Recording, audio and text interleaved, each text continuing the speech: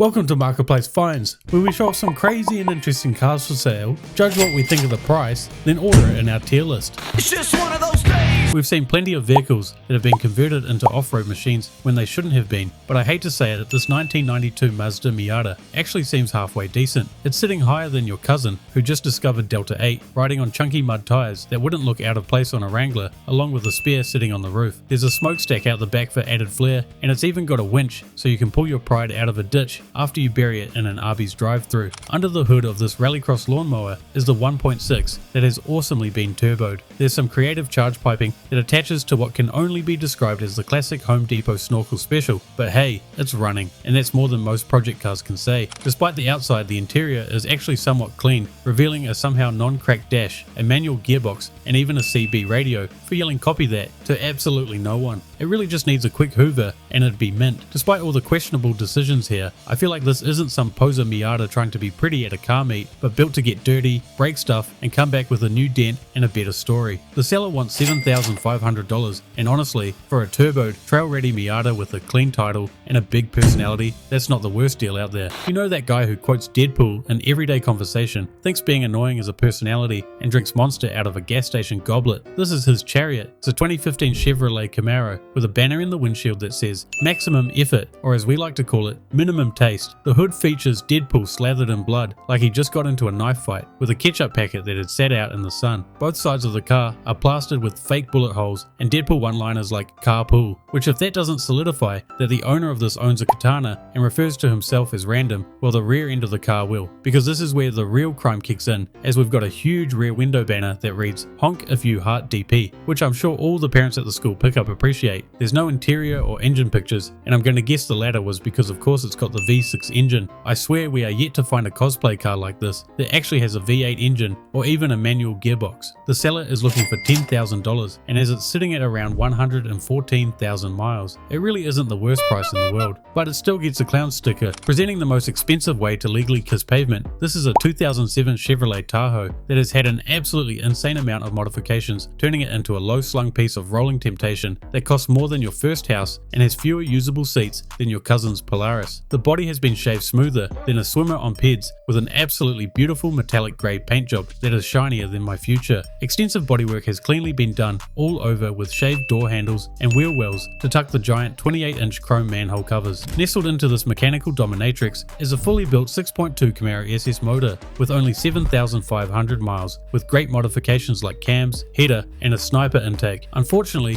we only get two pictures of the interior, and it looks like someone skinned a Ferrari and used the hide to line every surface of this thing, including the sub-enclosure in the back that looks like it has enough speakers and amps to liquefy your bowels at half volume. As you can tell from the lack of roasts, I really like this build. I mean, the quality of work throughout is just impeccable, and the seller thinks so too, asking for a massive $60,000 for it. So as cool as it is, I'd have to pass.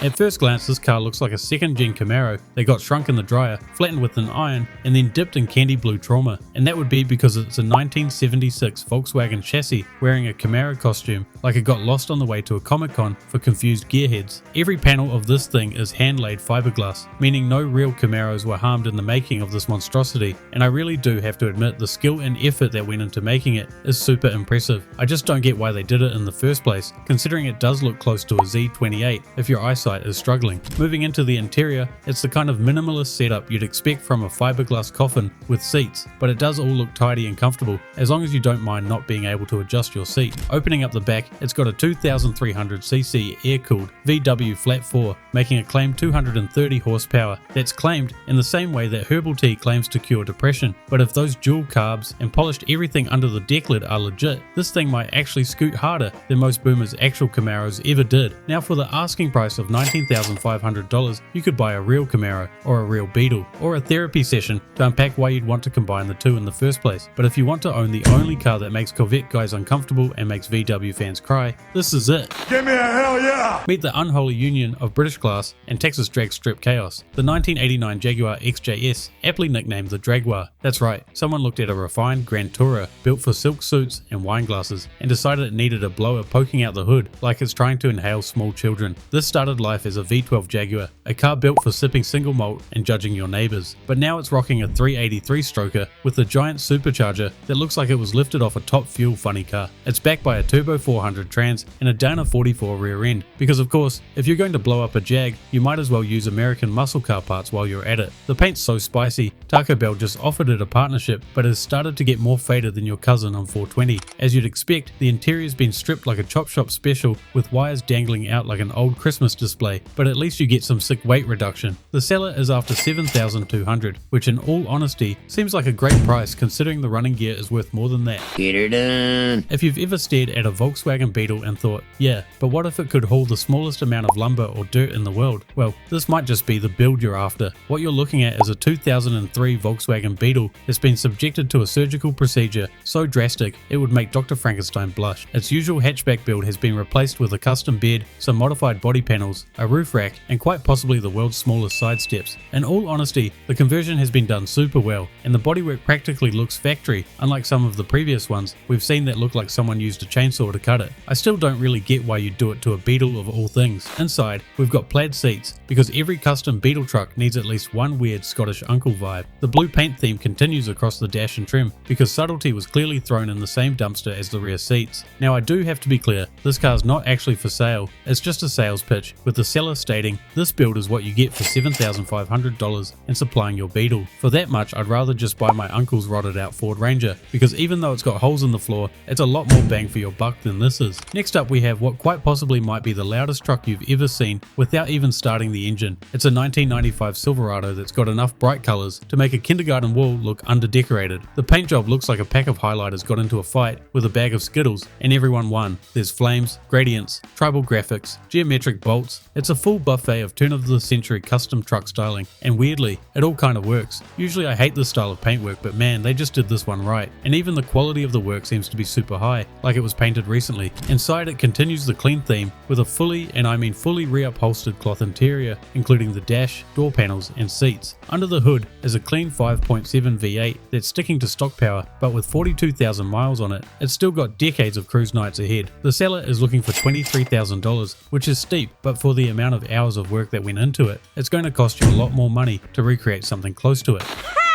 Look, I know I roasted that Volkswagen truck conversion earlier this episode, but that's a masterpiece compared to this one. It's a 2004 Scion XB that's also been given the convertible treatment. Just this time the car didn't roll out of a design studio, it escaped from one. The roof is gone, the shame is gone, and apparently the sanity of the builder was never present to begin with. It's got that goofy looking front end we all love, but mostly hate. The body's paint is looking a bit rough, especially the side skirts that look like they were spray painted with a fire extinguisher filled with sriracha. The close-ups of the tailgate highlight the quality of work we're talking here, after being hit with some Lowe's chains attached somewhere by the rear struts and some good old gate latches to lock it in place. Special mention to the rust already starting to appear. Open the doors and you'll be greeted with the full wrath of 2004 economy car interior plastics and the first visuals of the A-pillar cut that they thankfully bogged over to prevent any rusting. The B-pillar on the other hand has had what I can only guess is a structural bar welded across, because a proper roll bar would have made the difference of people thinking the passengers were pussies or not. The seller is after $3,500,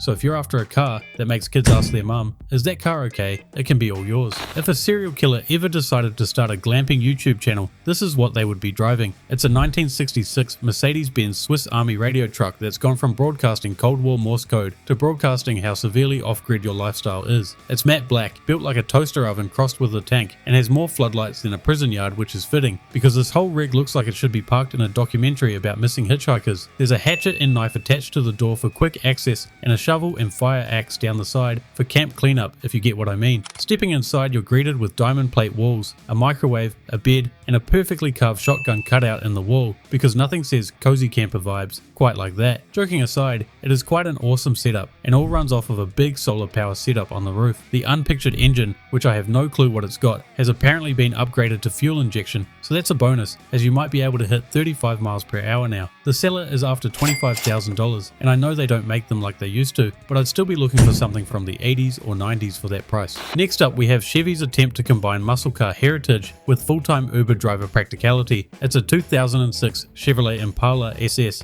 From the outside, this car screams Corvette at home. It's got the C6 style emblems on the hood and trunk, just in case you wanted a daily reminder that this is not a Corvette. The outside really isn't bad though, compared to the inside. It does have some Temu spec side skirts though, and a spoiler large enough to block out your dad's approval. Moving to the interior, it is lit up like a rave inside a Radio Shack with RGB strips on every surface, floor lights that blink in Morse code, and dashboard wrap that looks like it lost a fight with a Tron cosplay. The seats are covered in yellow and black leather inspired seat covers, probably sourced from a flea market, and the steering wheel matches, because obviously if you're going to commit to the crime, go full felony. Under the hood, you've got the 5.3 litre V8, the same LS engine that powers actual fun things. This one's got a cold air intake and Flowmaster mufflers, which means it used to sound angry back when it could move, because this thing has a busted transmission and no catalytic converters. To be fair, the seller is only after $1,500, which is almost worth it for ripping out the engine and scrapping the rest of it. Ladies and gentlemen, we may have finally solved the case, because this might just be the best mystery machine we've ever seen, even if it looks like Daphne took full control of the paint booth. This 1974 Volkswagen Type 2 bus is here to solve mysteries, turn heads, and mildly confuse anyone expecting the classic teal and orange livery. But the gang's all here though, staring out the windshield like they're about to bust a stoner ghost in a Walmart parking lot. Let's be real, after seeing tons of rusty, decrepit, and paint-faded mystery machines, I'm just glad to finally find one that's been taken care of. The immaculate outside continues on the inside, as we've got a distinct lack of gross shag carpet and wiring disasters. Instead, we're met with clean black vinyl throughout, some fresh looking seats, and an immaculate dashboard. The engine can be seen in a couple of the photos, which has got the 1.8 dual carb, made it up to a 4-speed manual transmission, and for once actually runs. However, you're paying a premium for nostalgia and cleanliness, as they're looking for $25,850, and I know these minibuses are fairly sought after, but it's hard to see it going for that much. You ever seen a smart car that has more testosterone than a gas station pill? Well, now you have, as this 2009 Smart for 2 has just come up for sale. It was originally owned by the YouTuber Danny Duncan, with his signature move of hilariously putting longhorns on vehicles that really shouldn't have them. Alongside the horns, it's sitting on knobby off-road tires with enough sidewall to climb curbs and crush egos, and there's also a roof basket just in case you need to carry literally anything that won't fit in the car itself, like say a second person. The inside remains the same with seats and panels redder than Satan's bachelor pad, and a distinct feeling of claustrophobia. Is it dumb? Yes. Is it brilliant? Also yes. And for $3,000, I'm tempted to pick it up myself. This is a Chevy Avalanche, allegedly. There's no way to be sure, because the owner only took 3 potato quality photos from the other side of a football field, like he was doing recon for the CIA, and then slapped on 14 high resolution glamour shots of his amps like we were about to take them on a candlelit dinner. It really seems the listing isn't for the truck, more so the rolling rave that doubles as a mobile hearing loss clinic.